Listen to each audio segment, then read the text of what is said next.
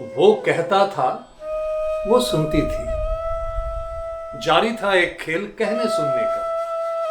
खेल में थी दो पर्चियां, एक में लिखा था कहो, एक में लिखा था सुनो। अब ये नियति थी या महज संयोग, उसके हाथ लगती रही वही पर्ची जिस पर लिखा था सुनो। वो सुनती रही। उसने सुने आदेश, उसने सुने उपदेश। बंदिशें उसके लिए थी, उसके लिए थी वर्जनाएं। वो जानती थी कहना सुनना नहीं है केवल क्रियाएं। राजा ने कहा जहर पियो, वो मीरा हो गई। ऋषि ने कहा पत्थर बनो, वो अहिल्या हो गई। प्रभु ने कहा निकल जाओ, वो सीता हो गई। चिता से निकली चीख किन्हीं कानों ने नहीं सुनी, वो सती हो गई। 3 बार तलाक कहा तो परित्यक्ता हो गई।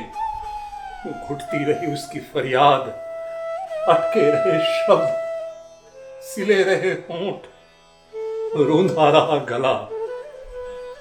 उसके हाथ कभी नहीं लगी वो पर्ची जिस पर लिखा था कहो। নমস্কার। আজ থেকে বীরভূম সংস্কৃতি বাহিনীর একটি নতুন ভাবনা শুরু হচ্ছে, অতিথি দেবো ভব। আমাদের এই সমাজে এমন অনেক মানুষ ছড়িয়ে আছেন যাদের জীবন কৃতি, জীবনের কীর্তি, জীবনের লড়াই অনুপ্রেরণা, যাদের কথা শুনলে আমাদের মতো নাট্যকর্মী, সংস্কৃতি কর্মী কিংবা সমাজকর্মীরা অনুপ্রাণিত হতে পারে, আমাদের জীবনের পথ খুঁজে নিতে পারে। সেই রকম এই বাংলার বা বহির্বাংলার গুণী মানুষদের সাথে আমরা কথা বলবো অতিথি দেবো ভব এই একটি বিশেষ অনুষ্ঠানে। আর এই অনুষ্ঠানের একদম শুরুতে আজ প্রথম দিন এমন একজন মানুষের সঙ্গে আপনাদের পরিচয় করাবো এবং তার জীবনের যাত্রা পথ বর্ণিত হবে, যে মানুষটি সান্নিধ্য পাচ্ছেন উৎপল দত্ত, শম্ভু মিত্র, বাদল সরকারের মতো ব্যক্তিত্বে, যিনি সরাসরি কাজ করছেন হাবিব তানভীর, ইব্রাহিম আলকাজি, প্রসন্নজি কিংবা রতন থিয়ামের মতো ব্যক্তিত্বের কাছে, যার অন্তরঙ্গ বন্ধু ইরফান খান, যিনি সিনেমার পর্দায় যখন কাজ করছেন তখন তার নির্দেশকের নাম কখনো তপন সিনহা, কখনো বুদ্ধদেব দাশগুপ্ত, কখনো গৌতম ঘোষ। এইরকম একজন মানুষ যিনি আজ সারা ভারতবর্ষে নাট্য শিক্ষা দিয়ে চলেছেন। NSD Delhi, NSD Sikkim, Madhya Pradesh school of drama, Bombay university, Varanasi Hindu বিশ্ববিদ্যালয়, সেখান থেকে নেপাল, এই সারা ভারতবর্ষে তিনি ভয়েস এবং স্পিচ এবং অ্যাক্টিং এই বিষয়ে তৈরি করছেন অজস্র ছাত্রছাত্রী। সেই রকমই একজন মানুষ যিনি এই কিছুদিন আগেই সঙ্গীত নাটক একাডেমি সম্মানে ভূষিত হয়েছেন। তিনি আমাদের গর্বের মানুষ, তিনি গর্বিত বাঙালি। কিন্তু বড় খেদ, বড় আফসোস হয়, খুব কম মানুষ তার এই জীবন সংগ্রাম, তার এই দীর্ঘ অভিনয় জীবন সম্পর্কে জানেন বা খোঁজ রাখেন। আমরা আজ তার কথা শুনবো তার মুখ থেকে। হ্যাঁ, আমরা আজকে যার সাথে কথা বলবো তিনি সঙ্গীত নাটক একাডেমি পুরস্কার প্রাপ্ত বিশিষ্ট অভিনেতা অমিত বন্দ্যোপাধ্যায়ের সঙ্গে। স্যার, আপনার নাট্য জীবনের এই গতিপথ, তার যদি উৎস মুখে যাওয়া যায় সেটা কালিয়াগঞ্জ, কালিয়াগঞ্জ থেকে দিল্লি, দিল্লি থেকে কলকাতা, সারা ভারতবর্ষ। তো আমরা উৎস থেকে শুরু করি। কালিয়াগঞ্জে কি এমন পরিবেশ ছিল, পরিস্থিতি ছিল, যার জন্য অমিত বন্দ্যোপাধ্যায় আহ, তার একেবারে প্রথম যৌবনে সিদ্ধান্ত নিলেন যে না, আমি নাটকটাই করব? আহ, আমার মনে হয় এটা কোথাও না আমার ব্লাডের মধ্যে আছে, কারণ আমার বাড়িতে আমি খুব ছোট থেকে দেখেছি এগুলো আর কি। আমি খুব ছোট বয়সে নাটক করেছি। সেটা আমার কত বয়স ছিল সেটা এই মুহূর্তে খেয়াল নেই। যেটা খেয়াল আছে সেটা আমার জীবনের প্রথম নাটক ছিল অরুণ বরুণ কিরণমালা। আচ্ছা, তখন আমি খুবই ছোট, আই থিঙ্ক ক্লাস 7-8-এ পড়ি বোধ হয়। তো হরিবলাদা আমাকে সিলেক্ট করেছিল নাটকে। আমি একটা সন্ন্যাসীর রোল করেছিলাম, আমার বন্ধু বান্ধবরাই সব ছিলাম। তো নাটকটা খুব হিট করেছিল এবং আমাকে সবাই খুব প্রশংসা করেছিল। তো ওই যে প্রশংসার একটা কি বলবো, একটা লোভ হয় যে আর কি, বা আমাকে লোকে তারিফ করছে, তো সেটা একটা বড় কারণ ছিল নাটকের মধ্যে ঢুকে যাওয়ার। এছাড়া আমি শুনে এসেছি, আমি দেখিনি, আমার বাবা একসময় যাত্রা করতো, আমার দিদি নর্থ বেঙ্গলে Meena Banerjee, she was the first lady, যে আগে তো পুরুষ মানুষ মেয়ে সেজে অভিনয় করতো। তো আমার দিদি ছিল প্রথম মহিলা যে নর্থ বেঙ্গলে যে মহিলা অভিনেত্রী, যে মহিলার ভূমিকা অভিনয় করেছে। এক দিদি আমার সেতার বাজাতো। তো বাড়িতে একটা কালচারাল পরিবেশ ছিল আর কি। ছোটোর থেকে মা, আমাদের বাড়িতে একটা অভ্যাস ছিল দুপুরবেলায় ওই মা মহাভারত রামায়ণ নিয়ে সুর করে করে সেই পড়া। আমাদের মহাভারত আমি নিজে পড়িনি, কিন্তু মায়ের মুখে শুনে শুনে শুনে শুনে ওই অলমোস্ট গোটা মহাভারতই আমার গল্পগুলো জানা আর কি। কোথাও না এসব ব্যাপারগুলো। তারপরে এক দাদা আছে অশোক ব্যানার্জি, যে ছন্দমে নাটক করতো ওই সময়টায়। তো এখনকার মতন গ্রান্ট নিয়ে নাটক হতো না, তখন সব প্যাশন থেকে নাটক করতো। তো মানে আমি আমার নর্থ বেঙ্গলের কথা যদি বলি, অপরাজিতা একটা গ্রুপ ছিল আমাদের কালিয়াগঞ্জেই, সেখানে তারা নাটক করতো। রায়গঞ্জে ছন্দম নাটক করছে, বালুরঘাটে তৃতীর্থ নাটক করছে। তো একটা অদ্ভুত পরিবেশ ছিল। সেই সব নাটকগুলো যখন দেখতাম, কোথাও ভেতরে ভেতরে খুব উত্তেজিত হতাম। আর ছোটবেলায় একটু বদমাশ ধরনের ছিলাম আমি আর কি, মানে চঞ্চল ছিলাম খুব আর কি। যাই হোক, তো আমার খুব ক্লোজ ফ্রেন্ড প্রীতিময় ঘোষাল, ও আমাকে হাত ধরে নিয়ে এসেছিল যাত্রিক নাট্যগোষ্ঠীতে, যে তুই নাটক করবি, চল, বা কবিতা বল। তো এইসবগুলো ওই আমাকে প্রথম ইন্সপায়ার করে। এবং আমরা যখন স্কুলে পড়তাম তখন ওই আমাকে বলেছে, তুই, তোর গানের গলা খুব ভালো, তুই গান কর।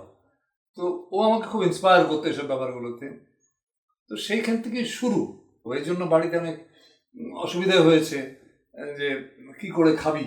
আমাদের তো মধ্যবিত্ত পরিবারের একটা ব্যাপার থাকে যে নাটক ঠিক আছে, নাটক কর, চাকরি বাকরি করছিস করে অফ টাইমে নাটকটা কর, শখের কাজ আর কি। তো আমি দেখেছি যে শখে করে না হয় না, ইউ নিড ফুল টাইম। এটা একটা 24/7 এই ঘটনাটা।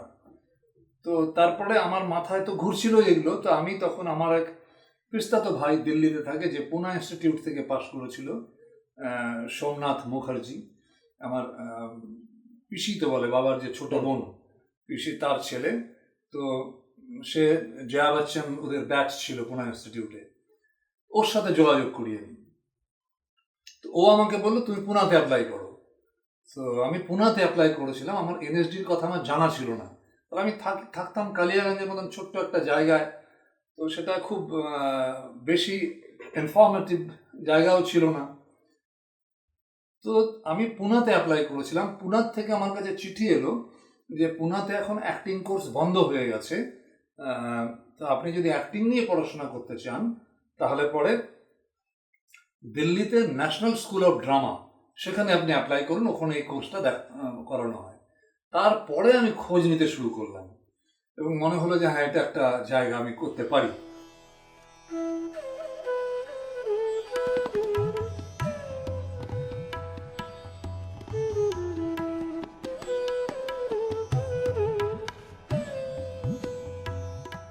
তারপরে যখন শুনলাম যে ওইসব জায়গা থেকে নসরুদ্দিন শাহ, ওম পুরী, অনুপম খের বড় বড় অ্যাক্টররা শিবপুরি সব বেরিয়েছে, তখন আমি ওখানটায় অ্যাপ্লাই করি এবং এভাবেই যাওয়া আর কি। এবং ওখানে যাওয়ার জন্য আমি প্রথমবার কোনো সুযোগ পাইনি। আমি প্রথমবার পরীক্ষা দিয়েই বুঝেছিলাম যে আমার মাইনাস পয়েন্টগুলো কী। তো তারপরে আমি মোটামুটি সারা বছর ধরে প্রিপারেশন নিয়েছিলাম, বাউল নাচ শেখা, মানে এক্সট্রা ক্যারিকুলার অ্যাক্টিভিটিস হিসাবে যেসব জিনিসগুলো দরকার সেগুলো শিখেছিলাম। আর পরের বার ইন্টারভিউ দিয়ে আমি বুঝেছিলাম যে একজনের হলেও আমারই হবে, এবং তাই হয়েছিল। স্যার, আপনার এনএসডির যে ইন্টারভিউ, সেই ইন্টারভিউ তার একটু গল্প শুনবো, বিশেষ করে পূর্ণদাস বাউলের গান। তো আমাকে জিজ্ঞেস করেছে যে গান গেয়ে শোনাও, আমি প্রিপেয়ার ছিলাম। পূর্ণদাস বাউলের গান, গোলেমালে গোলেমালে পীড়িত করো না, পীড়িতি কাঁঠালের আঠা, লাগলে পরে ছাড়বে না ভোলা মন বলে একটা। তো ভোলা মনে একটা টান নেয়, তো ওটা পূর্ণদাস বাউল ওরকম ভাবে নেয় না। তা আমি চিন্তা করেছি আমি আমার রেঞ্জটাকে দেখাবো, আমি কতক্ষণ নিতে পারি। তো গোলে মালে পীড়িতি করো না, ও পীড়িতি কাঁঠালের আঠা, ভোলা মন, ভোলা মন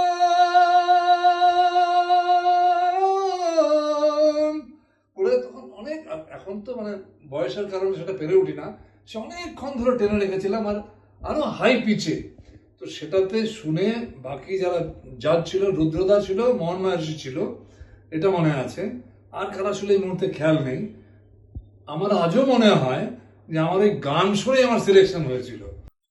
স্যার, কালিয়াগঞ্জের একদম মফস্বলের একটি ছেলে, একদম ভারতবর্ষের রাজধানীতে দিল্লিতে, তো কি কি সমস্যা হয়েছিল এবং কিভাবে সেই সমস্যা আপনি অতিক্রম করলেন? না, এটা বলাটা খুব দরকার, কারণ আমি যেখানে কালিয়াগঞ্জে, এটা একটা ছোট্ট গ্রাম বা ছোট্ট টাউন বলতে পারো, আমার সময় তো গ্রামই অলমোস্ট ছিল। তো আমি ন্যাশনাল স্কুল অফ ড্রামার যে মাধ্যমে পড়াশোনা করা ওরা, সেটা দুটো মাধ্যম, একটা হচ্ছে মূলটা হচ্ছে হিন্দি এবং ইংরেজি। তো আমার এই দুটোই খুব প্রবলেম ছিল, কারণ আমার হিন্দি আমি পড়াশোনা করিনি ঠিক, আর ইংরেজি তো মানে আমার আশেপাশে কোনো স্কুলই ছিল না। তো আমাদের সময় ইংরেজি স্কুল তো খুব রেয়ার হতো আর কি। বাবার কাছে যেটুকু ইংরেজি মারধর খেয়ে শিখেছি, লিখতে পারতাম, কিন্তু লেখা আর বলা দুটোর মধ্যে আকাশ পাতাল তফাৎ। আমার দিল্লিতে এসে প্রথম যে সমস্যাটা হয়েছিল ভয়ঙ্কর রকম, কারণ আমি মানে বিং অ্যান অ্যাক্টর নিজেকে প্রিপেয়ার করতে গেছি। তো প্রথম যে সমস্যাটা ফিল করেছি যে আমার জুবান ঠিক নেই, মানে আমার হিন্দি যে ল্যাঙ্গুয়েজ কমিউনিকেশন ঠিক হচ্ছে না। আতা হয়, করতা হয়, খাতা হয়, যাতা হয়, অলো খানা খানে জায়গা খা, অদ্ভুতভাবে কথা বলতাম, ওরা হাসাহাসি করতো। তো আমি প্রথম মানে 5-7 দিনের মধ্যেই বুঝে গেছি যে আমাকে কি করতে হবে। আর আমার প্লাস পয়েন্ট যেটা ছিল, আমি ছোটোর থেকে যেহেতু গান করি, কবিতা বলি, তার উপরে আমার কানটা ভীষণ তৈরি, মানে আমি বড় বড় গান টানের জাজমেন্ট করতে পারবো। কেউ যদি এতটুকু বেসুরা হয় সঙ্গে সঙ্গে কান লাগে আমার। কারণ আমার যে সঙ্গীতের গুরুরা ছিল এনএসডিতে, তারা সেটাকে আরও তৈরি করে দিয়েছে। ঠিক, তো সেখানটায় আমি মানে আমার ধরো 6টার সময় যদি ক্লাস থাকতো, আমি 5টার সময় উঠে ওপেন এয়ারে যেতাম। ওপেন এয়ারে গিয়ে চেঁচিয়ে বলতাম। ওটা একটা বিরাট সুন্দর প্র্যাকটিস কোনো একটা ল্যাঙ্গুয়েজকে করার জন্য, যে বুলাও উস পাজি कैदी को अपनी किस्मत की, पूरा जबड़ा खुले किस्मत की नविश्ता सुनने के लिए हमारे सामने बुलाओ। संग दिल पानी हुआ करते हैं जिसके सामने, शेर दिल बकरी बना करते हैं जिसके सामने, उसके महलों में घुसे ये हौसला बदकार का, तोड़ दूंगा ठोकरों से सर मेरा हंजार का। তো পুরো খুলে গুলো বলা। ওইভাবে বলতে খুব তাড়াতাড়ি আমি এটাকে ডেভেলপ, নিউজ শুনতাম, হিন্দি নিউজ। তো সেইটা ওখানটায় প্র্যাকটিস করে প্রথম যে আমাদের টার্মটা ছিল তার মধ্যেই আমি ওটাকে অনেকটা আয়ত্ত নিয়ে চলে এসেছিলাম। তারপরে যখন রিডিং শুরু হলো প্রোডাকশনের জন্য গ্রিক থিয়েটারের, তাতে মোহন মাহেশী এত খুশি হয়েছিল যে আমাকে ক্রেয়নের রোলটা আমাকে দিয়েছিল। তো সেই শুরুয়াত। তারপরে আর আমাকে অলোক খুব হেল্প করতো, ইংরেজিতে মিতা খুব হেল্প করতো, মানে অনেক কিছু বুঝতে মিতা পারতাম। বশিষ্ঠ। মিতা বশিষ্ঠ ও খুব হেল্প করতো, যে কিছু হয়তো ইংরেজিতে বুঝতে পারতাম না ওকে বলতাম। আমাদের দুজন কনভেন্ট এডুকেটেড মেয়ে ছিল, একটা ইরফানের বউ সুতপা আর একটা মিতা, দুজনেই কনভেন্ট এডুকেটেড। তো ইরফান সুতপার কাছে সব এই করতো আর আমি মিতার কাছে বুঝতাম। তো এইভাবে ব্যাপারগুলোকে প্র্যাকটিস করে করে করে, যার জন্য এখন আমি স্টুডেন্টদেরকে একটা কথা সবসময় বলি যে প্র্যাকটিস প্র্যাকটিস অ্যান্ড প্র্যাকটিস, মানে এটার কোনো শর্টকাট হতেই পারে না। প্র্যাকটিস প্র্যাকটিস অ্যান্ড প্র্যাকটিস, বানাত বানাত বান যায়। এছাড়া মানে প্র্যাকটিসের ভিতরে এটা তো একটা দিক গেল, আর কি কি বিষয় সারা বছর আপনারা অধ্যাবসায় করতেন, চর্চা করতেন? সেটা আমাদের যেমন শুরুতে সকালবেলাতেই আমার যতদূর মনে পড়ছে সকাল 6টা বা 6:30টায় আমাদের ক্লাস শুরু হতো। দীর্ঘদিন আগের কথা তো, অ্যাকিউরেট টাইমটা আমার খেয়াল নেই। ঠিক আছে। তো এবং এদের জন্য আমি মানে আরেকটা কথা বলি যে কত্থক কেন্দ্রের ওই সময় এনএসডির ভেতরেই ছিল। তো পুরো ব্যাপারটা এত সুন্দর একটা কালচারাল পরিবেশ ছিল। আর যেহেতু কত্থক কেন্দ্র পুরো ব্যাপারটাই সুরতাল লয়ের ব্যাপার, তো সেটা আমাদের সবসময় কানের মধ্যে আসতো আর কি ব্যাপারটা। তো সেটা আমাদের খুব উপকারে দিত নিঃসন্দেহে। যারা সেন্সিবল তারা খুব মানে এটাকে ইউজ করতে পারতো। আর ওই দিল্লিতেই আমার আরেকটা গ্রেট অ্যাচিভমেন্ট হচ্ছে উমা ভট্টাচার্য, ওখানেই পরিচয়। আর ওই কত্থক কেন্দ্রে, ওই কত্থক কেন্দ্রেই। তো যাই হোক, 6টা 6:30 নাগাদ ক্লাস শুরু হতো। তো আমি ফিজিক্যাল ব্যাপারটা আমার কাছে খুব মজার লাগতো, আর আমি ভীষণ এনার্জি পেতাম। যোগা, মার্শাল আর্টের নানান যে ধরনগুলো, কালারি পায়াত্তু বলো বা থাংতা বলো, ছাউ বলো, এই নানান ধরনের যে হতো, এক একটা সেশনে এক একটা আমাদের শেখানো হতো। যোগাটা কম্পালসারি ছিল রোজ। আচ্ছা। আর তারপরে হতো ভয়েস অ্যান্ড স্পিচের উপরে ক্লাস হতো, তারপরে অ্যাক্টিংয়ের উপরে ক্লাস হতো, এইসব করতে করতে মিউজিকের উপরে ক্লাস হতো। এই করে করে 1টা অবধি পরে লাঞ্চ ব্রেক হতো। তারপরে লাঞ্চের পরেই হতো হচ্ছে আমাদের ক্লাসিক্যাল ইন্ডিয়ান ড্রামা। এই থিওরিগুলো পরের দিকে আস্তে আস্তে আস্তে আস্তে আস্তে আস্তে আমার একটা লম্বা সময় লেগেছে। এবং আমার মনে হয় আমি তো ছোটবেলায় অত পড়াশোনায় ভালো ছিলাম, কিন্তু ওই খেলাধুলো, নাটক, এসব দুষ্টুমি গড়াগড়ি সময় কাটতো। আমার মনে হলো না, আমাকে এই সময়টা পড়াশোনা করতে হবে। আমি নাটক নিয়ে পড়াশোনা করিনি। ওই এনএসডির যে আমার 11 বছর, ওই 11 বছর যে আমি কিভাবে পড়াশোনা করেছি, সেটা আমি মানে নিজে অবাক হই যে আমি কি করে এত পড়াশোনা করলাম, তাও কিছুই শেষে, এত বড় লাইব্রেরি। স্যার, আপনার কথা ধরেই আমি বলছি, এটা আমাদের কাছে খুব গুরুত্বপূর্ণ যারা আমরা নাটক করি, নাট্য চর্চায় আছি। ওই যে বললেন নাটক করলে যে পড়াশোনা করতে হয়, তো নাটক করলে কেন পড়াশোনা করতে হয়? এটা একটা খুব সুন্দর প্রশ্ন। তো এই পড়াশোনাটা এক তো তোমার মানে সেন্সগুলোকে অনেক বড় করে দেয়, দৃষ্টিভঙ্গিগুলো চেঞ্জ করে দেয়, তোমার জানা বোঝার পরিধিটাকে চেঞ্জ করে দেয়। এবং এই যে ইমাজিনেশনটা হাওয়ার থেকে তো আর আসে না, তোমার গল্প, উপন্যাস, এইসব নানান কবিতা, এর থেকে তোমার ইমাজিনেটিভ পাওয়ার সেটা অনেক বেড়ে যায়। তো that helps in the performance. সেটা নিঃসন্দেহে। কালিয়াগঞ্জের ছেলেটি এখন দিল্লিতে প্র্যাকটিস প্র্যাকটিস অ্যান্ড প্র্যাকটিস। এই যে প্র্যাকটিস, এই প্র্যাকটিসের পরিণাম কি হলো আমি সবাইকে একটু শোনাতে চাইছি। এক তো আপনি ওথেলো করছেন, আর কয়েদি হায়াতে আপনি গালিব করছেন। একটা ইংরেজি আর একটা হিন্দিও নয়, উর্দু। কিভাবে করছেন আমরা একটু শুনবো। বহু বছর আগের ঘটনা, যতটুকু মনে আছে, শুরুয়াত এইভাবে হয় আর কি।